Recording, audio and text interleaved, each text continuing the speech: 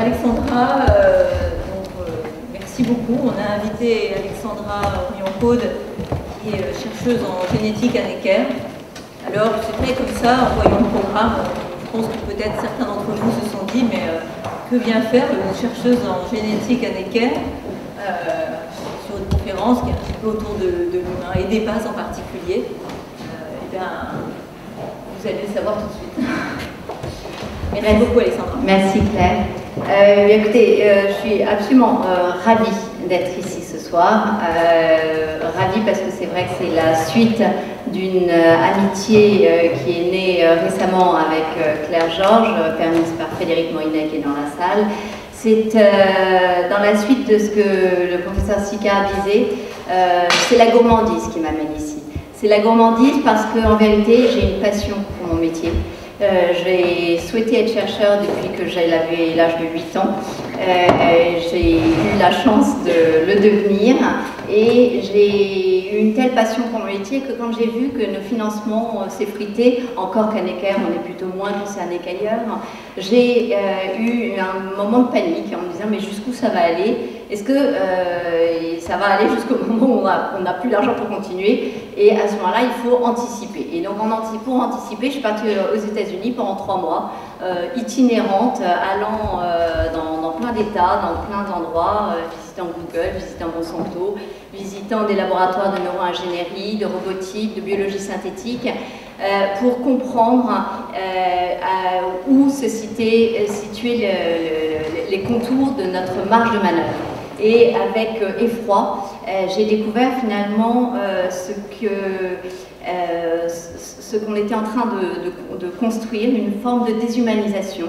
En ce sens-là, j'ai été prise d'un vent de panique, je vous le dis très honnêtement, et qui m'a amenée à chercher un certain nombre de solutions que je ne trouvais pas localement et que j'ai trouvé effectivement en venant visiter la place de Claire Georges et en me disant bah, ça y est, c'est bien cela, c'est effectivement un laboratoire auquel on a affaire que ce centre médical, et au-delà de ça, nous avons en tant que chercheurs l'obligation morale d'ancrer, parce que nous n'avons plus d'argent, l'obligation morale d'ancrer nos recherches au plus près du besoin des patients. Donc c'est une opportunité fabuleuse qui nous est offerte ici, et c'est pour ça que je suis tellement contente d'être devant vous. Donc, je vais vous parler, vous donner un petit éclairage par la médecine des 4P, cette médecine qu'on dit prédictive, personnalisée, préventive et participative. Premièrement, les contours de cette médecine. Alors, le premier petit P, la prédiction. La prédiction, on rentre de plein pied dans le sujet. C'est des diagnostics de plus en plus nombreux, des IRM, de l'omique, donc des analyses moléculaires de plus en plus nombreuses, donc un parcours forcément plus long, un parcours forcément plus cher au final de l'addition. Et une prédiction qui repose eh bien, sur une médecine que j'appelle Picasso. C'est un terme que j'aime beaucoup parce que c'est moi qui ai trouvé cette image en me disant que finalement c'était à ça qu'on pouvait ressembler lorsqu'on partait un petit peu trop loin dans les parcours de santé que j'avais pu voir. Donc première question, est-ce qu'un humain est un ensemble de pièces détachées? Est-ce qu'il ne serait pas intéressant de collaborer avec des anthropologues? On est dans un système de mondialisation où effectivement on est confronté à de plus en plus de cultures. L'annonce du diagnostic, elle ne se fait pas pareil d'une culture à l'autre. Deuxième question que je trouve très intéressante et dont j'ai eu la réponse dans le bouquin, en vérité, est-ce qu'un diagnostic non intégratif, pardon pour la faute d'orthographe, est pertinent? Eh bien, il me semble qu'effectivement, non, ça n'est pas pertinent. Alors, deuxième aspect, dans cette liste des 4P, c'est curieux, vous voyez le mot préventif qui arrive en troisième. Pour moi, c'est assez bizarre parce qu'en vérité, la prévention, c'est en premier lieu la première chose à faire et en plus, c'est assez simple, c'est une question d'éducation. Mais en France, quand et où sont apprises les notions élémentaires en matière de santé et d'hygiène? Certainement pas à l'école. J'ai 5 enfants qui sont passés par l'école maternelle. Je peux vous dire que non, ça n'est pas là. et alors, effectivement, il y a un manque parce qu'il y a un certain nombre de bouquins qui sont systématiquement les best-sellers sur la santé en France. Donc, il y a un manque. En Suède, il y a des solutions toutes simples. Vous tapez 1177 et vous vous retrouvez avec des infirmiers et des infirmières qui vont vous aider à discerner s'il faut vraiment consulter ou si vous pouvez rester chez vous tranquille. Personnaliser, c'est l'aspect le plus proche de mon domaine d'intérêt, la génétique. Personnalisée et participative, parce qu'on n'imagine plus une médecine personnalisée sans être une médecine de précision, une médecine, on va dire, ultra personnalisée. Et cela, c'est l'ambition de dériver des traitements appliqués sur le profil génétique d'un patient, et généralement pour des cancers ou des maladies rares. Et en fait, cette médecine, pourquoi on dit qu'elle est de plus en plus participative? Parce qu'elle est agrémentée de capteurs d'autodiagnostic de plus en plus sophistiqués, par les téléphones portables, par les lentilles de contact, par des puces de plus en plus invasives. Alors, est-ce que cela veut dire que finalement, par cette médecine personnalisée et participative, on se dirige vers une société hygiéniste? C'est-à-dire qu'en vérité, puisque je dois participer parce que je suis patient et qu'il faut que je renseigne un certain nombre de documents, j'ai une obligation morale de coopérer, mais jusqu'où? Jusqu'où? Qui est la propriétaire des données que je vais donner au téléphone portable, etc. Ça pose aussi la question du fait que derrière, et vous le savez, il va y avoir un travail considérable d'information des patients. Alors là, on parlait d'inégalité sociale, Monsieur Chambaud, mais alors là, je ne sais pas combien d'années on va prendre pour effectivement entre un cadre et un ouvrier, parce que effectivement, ça nécessite d'expliquer et c'est pas simple. Alors, un petit état des lieux, rapidement, en fait, on est sur un cycle d'incertitude, de certitude, avec toujours des grandes convictions, des grands dogmes qui sont lancés dans les années 70. Jacques Monod considère que la taille de l'ADN est beaucoup trop importante pour que l'on en puisse un jour le modifier. Aujourd'hui, on vient de clore le sommet sur l'édition génétique pour savoir si oui ou non on allait appliquer ces techniques de mutation, de mutagénèse finalement du génome pour les générations à venir. 1990, le séquençage du génome humain est dit impossible, c'est un consensus de généticiens qui le dit, et en 2003, eh bien, vous savez que le génome humain est séquencé. Le prix du séquençage parallèlement s'effondre, passe de 3 milliards à 1 000 $. 2014, on dit qu'Illumina est l'entreprise de séquençage, c'est l'entreprise la plus intelligente nommée par le MIT, et les investissements sont concentrés sur la santé numérique, le big data, la science analytique. Tout cela avec des couvertures qui sont de plus en plus fantastiques et qui ne font rire personne. Personne ne trouve que c'est quand même un joke que le Time Magazine, un journal éminemment sérieux, titre « Est-ce que Google arrivera un jour à résoudre la mort ?» On sait bien que la mort, c'est la définition de la vie, donc ça ne laisse pas beaucoup d'espoir. La médecine personnalisée, il y a des initiatives absolument remarquables, en particulier des initiatives privées qui font du typage à la cellule près dans un certain nombre de tumeurs. Et puis, il y a une véritable problématique, en fait, en sous-jacent, c'est que la génétique est pour moi en pleine crise d'ado. Pourquoi? Parce qu'il y a un certain nombre de choses qui nous font défaut. Par exemple, un gène, c'est quoi? Aucun généticien n'est capable de vous dire, en tout cas d'être d'accord avec l'objet d'étude. C'est embêtant pour une science. Et on comprend quoi? On comprend en fait effectivement la partie de l'iceberg, c'est-à-dire qu'on a une urgence de combler le fossé entre ce que nous pensons comprendre et déchiffrer et ce que nous ne connaissons pas. Et en plus, si on ajoute à cela la numérisation, eh bien si je numérise le phénotype de cette jolie dame et de ce gentil chien, eh bien je vous assure que j'obtiendrai en numérisation un phénotype rigoureusement identique entre les deux. Donc tout cela pour dire qu'effectivement, lorsqu'on fait de l'exome, on est sur 1% du génome, il vous reste tout cela. Est-ce qu'on a le droit de faire du diagnostic sur ces 1%? Alors, la proposition de ce manifeste, eh bien, la médecine, elle est considérée et eux, comme une science, mais avant tout, c'est un art de la relation avec le patient qui nécessite du temps. Elle doit à la fois intégrer et humaniser la technologie.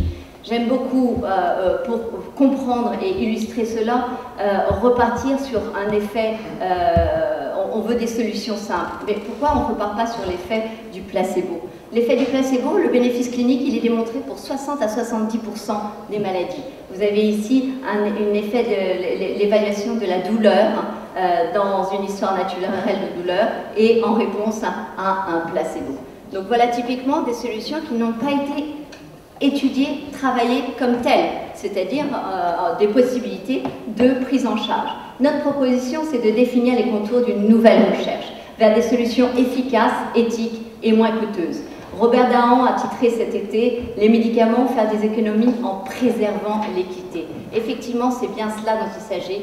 Il s'agit de construire une recherche et une santé durable au travers de ce manifeste ce livre n'est pas un aboutissement, c'est un point de départ. J'aime prendre cet exemple du professeur Amina Ghourib-Fakim, qui est présidente de la République de l'île Maurice, lauréate de l'UNESCO, et en fait, elle repart sur cette relation symbiotique totalement méconnue qu'il y a entre l'homme et les plantes, et en particulier sur le baobab. Enfin, c'est remarquable de l'écouter.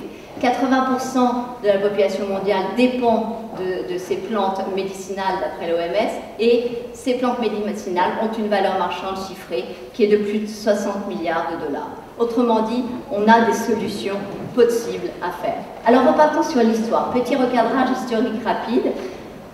Une histoire extraordinaire, celle des agrumes et du scorbut. Le scorbut qui était appelé la peste des mers. On a des navigateurs qui partent découvrir le monde et qui se retrouvent confrontés au scorbut, qui décime 70% de l'équipage Vasco de Gama, 80% de celui de Magellan, tout l'équipage de Pedro Fernandez. Et dans tout cela, qu'est-ce qui se passe? Eh bien, il y a des observations par-ci, par-là. L'équipage d'Alain Cartier est sauvé par des décoctions de conifères sur un campement au Québec, alors que Robert Val, qui est juste à côté de lui, est totalement décimé, parce qu'ils ne prenaient pas leur décoction de conifères.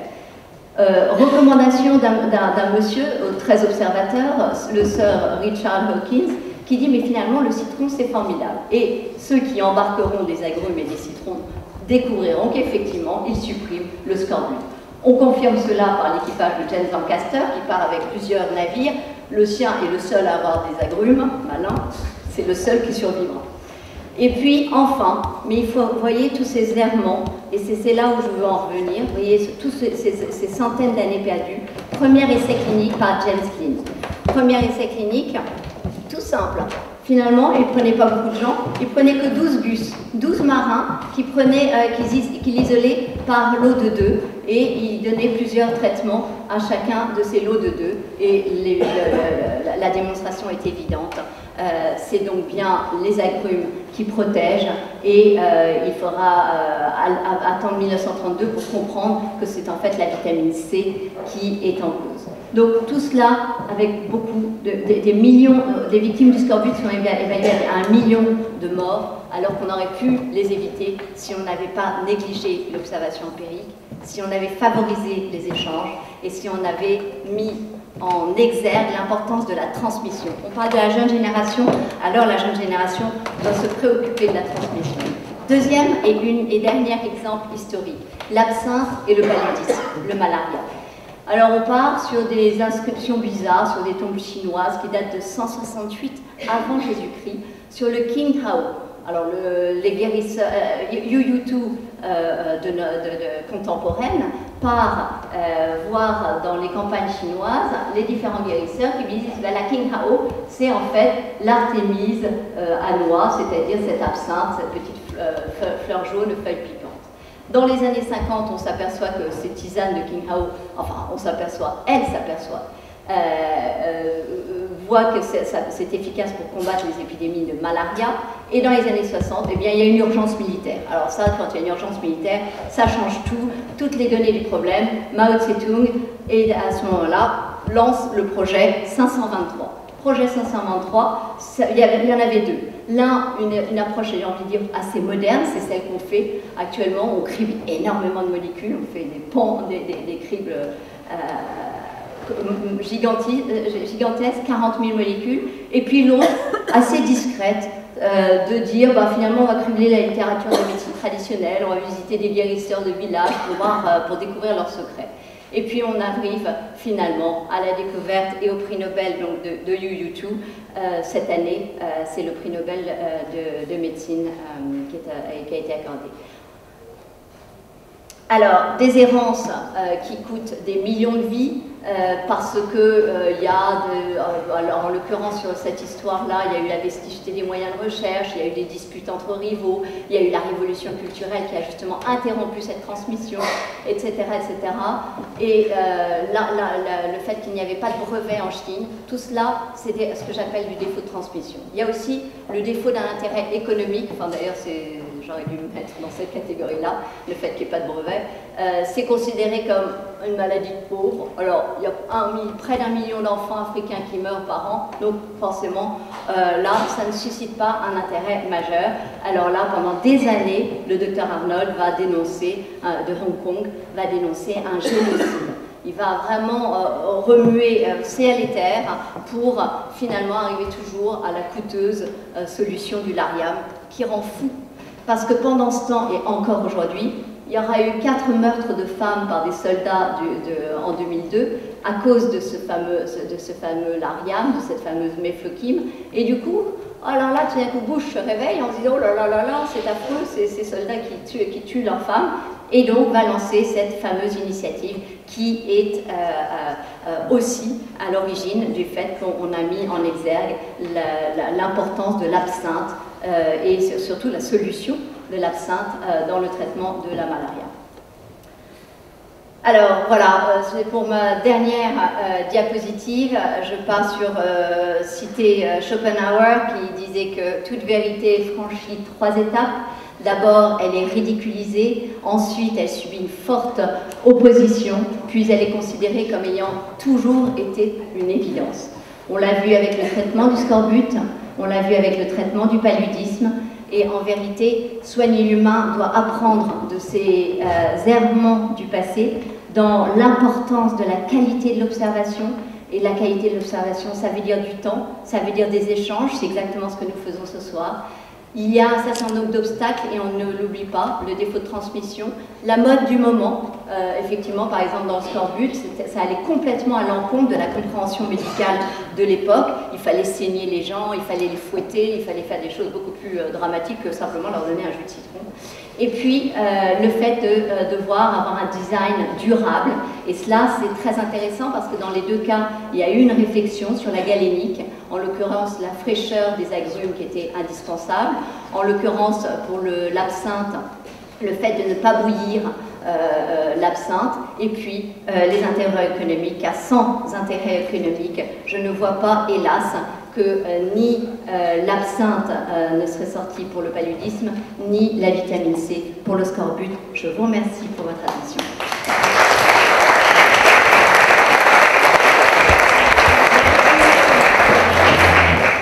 Merci beaucoup Alexandra. Peut-être un petit temps pour quelques questions. Christophe, le directeur de la RAC de France, est arrivé.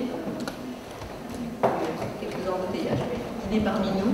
On a le temps quand même pour quelques questions, réagir à la très intéressante observation et intervention d'Alexandra.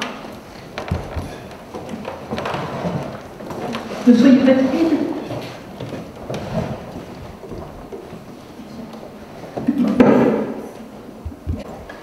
Comparaison que tu as évoquée, et c'est vrai qu'on peut se poser la question, comme on l'a évoqué ensemble, est-ce que ce qu'on a sous les yeux, est-ce que ce qui paraît tellement simple, peut-être c'est parce que ça paraît tellement simple et tellement évident qu'on ne le voit même pas, qu'on considère ça comme quelque chose de un petit peu insignifiant, mais est-ce que justement l'enjeu et la principale difficulté, c'est pas d'aller l'observer et de l'évaluer, et justement de montrer que ça marche. Peut-être qu'en effet, c'est peut-être le plus difficile parce que c'est peut-être tellement évident que c'est peut-être particulièrement difficile à démontrer. Et donc un réel challenge pour nous de de démontrer l'évidence. Oui, c'est pour ça d'ailleurs, l'idée de Denis de parler du placebo est à mon avis excellente, parce qu'en fait le placebo, on l'utilise tout le temps pour finalement mettre sur le commerce des médicaments, alors même que cet effet placebo, on pourrait l'utiliser d'une façon bénéfique sans aucun risque pour le patient. Donc c'est vrai que voilà typiquement une solution qu'on connaît tous, qui est à portée de main et qui n'est pas sollicitée. Alors probablement qu'elle pourrait être ridiculisée, moquée, mais il peut être intéressant au moment où on n'a plus le moyen de se dire dans quel contexte je peux l'utiliser, jusqu'où je peux l'utiliser. Et en vérité, c'est ça mon leitmotiv à l'heure actuelle, c'est de dire il faut redéfinir d'une façon extrêmement, enfin, avec la même rigueur que celle avec laquelle on avait sur des problématiques beaucoup plus technicisées, d'utiliser la même rigueur pour réévaluer ce qui est devant nous et qu'on connaît depuis longtemps. Voilà. Alors, une question. Moi, je suis chirurgien, j'imagine pas très bien diminuer une partie de la technicité avec laquelle je travaille. Donc, j'écoute avec beaucoup d'attention. De l'autre côté, vous êtes généticienne. On a vu que le séquençage du génome, ça s'effondre, c'est de moins en moins cher. Comment vous imaginez votre métier demain en diminuant les coûts pour essayer de rester aussi pertinent, c'est-à-dire de donner une information dans une famille qui a une maladie génétique particulière et que la prise en charge qu'on pourra leur donner va les aider et coûtera peut-être moins cher à la fin, puisque la maladie sera moins importante ou des choses comme ça. Comment on va descendre en gardant le même niveau de pertinence si vous nous avez donné plein de limites en disant attention, je ne regarde qu'une partie du génome, mais la partie que vous regardez quand même de mieux en mieux.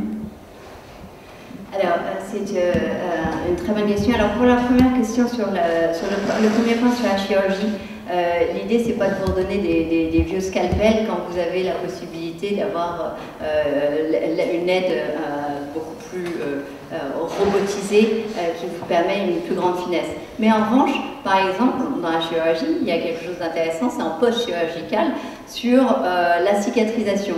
Eh bien, il se trouve que le miel a des effets de cicatrisation extraordinaires qui sont connus depuis très très longtemps et à contrario, et qui ont été utilisés très largement par le CHU de Limoges sur la chirurgie viscérale, donc assez conséquente, et avec un résultat absolument phénoménal par rapport à des pansements, en plus à l'argent, etc.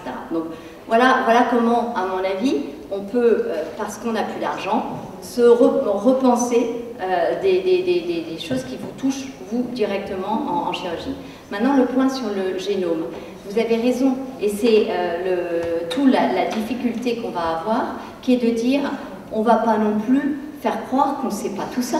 On ne va pas non plus faire disparaître tout cet acquis et l'effondrer complètement. Donc effectivement, il va falloir envisager qu'il y ait une division des tâches, une répartition des sujets, mais que effectivement, moi je milite pour que certains chercheurs s'emparent en vérité de la possibilité de donner une assise de sciences modernes à des techniques ancestrales.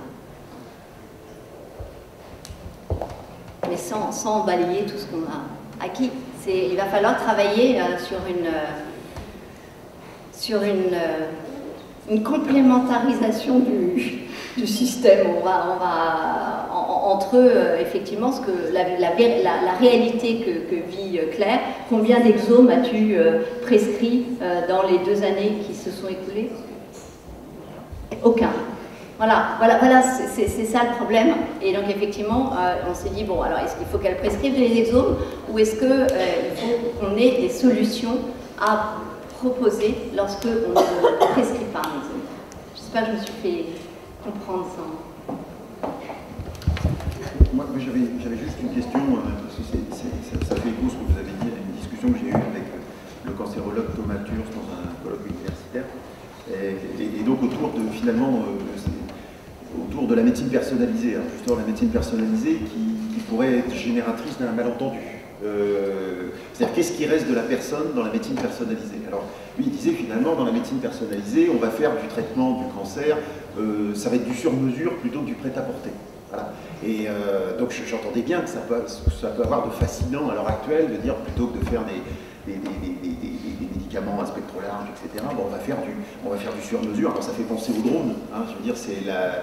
Voilà, et puis comment dire, l'attaque chirurgicale, comme on dit, sur ce qui ne va pas, mais quand même, enfin, j'ai un peu l'impression que cette vogue de la médecine personnalisée peut générer un grand malentendu sur la place de la personne dans les soins. C'est-à-dire que quand j'écoutais Thomas Turst, que j'aime beaucoup par ailleurs, la personne en tant que complexité sociale, singularité, etc., n'existe plus. C'est-à-dire que cette personne n'existe plus que sous une forme, je dirais, de génétique. Donc l'idée que finalement, pour faire un mot, j'ai un peu l'impression que la médecine des 4P, c'est Claude Bernard qui prend les atours de Georges Canguilhem, vous voyez, enfin, c'est-à-dire c'est le réductionnisme scientifique qui se part avec l'ambiguïté du mot de personne, se part de valeurs humanistes et prétend reprendre, je dirais, la singularité et la complexité des personnes en ligne de compte.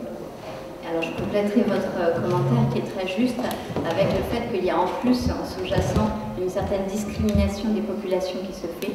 Et je suis bien placée pour savoir, parce que j'ai travaillé sur la population de Polynésiens français.